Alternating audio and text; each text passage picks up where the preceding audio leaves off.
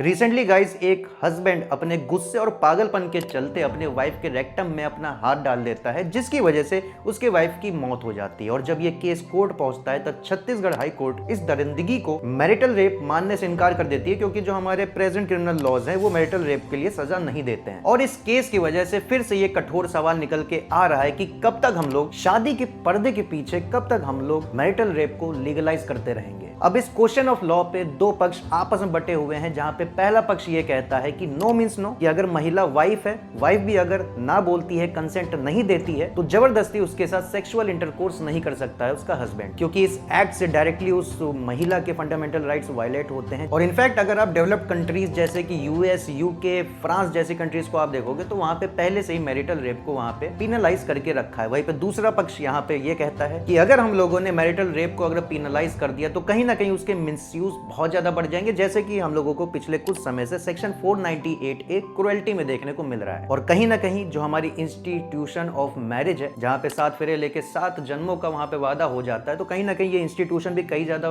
Week हो जाएगी, क्योंकि डिवोर्स के केसेस भी कहीं ज्यादा बढ़ने लगेंगे। अब इस मैरिटल रेप के ऊपर हमारे वेरियस हाईकोर्ट्स के भी पर्सपेक्टिव अलग है। कुछ हाईकोर्ट इसका सपोर्ट करती हैं तो कुछ इसको अपोज करती हैं। हालांकि सुप्रीम कोर्ट में केस ऑलरेडी पेंडिंग है कि मैरिटल रेप का क्या करना चाहिए, तो फ्यूचर में देखने वाला होगा कि मैरिटल रेप पे सुप्रीम कोर्ट क्या कहती है, या फिर से सुप्रीम कोर्ट ये कह देती है कि ये एक पॉलिसी डिसीजन है, इस पे पार्लियामेंट कुछ करेगा। बट इसके ऊपर आपका क्या सोचना है?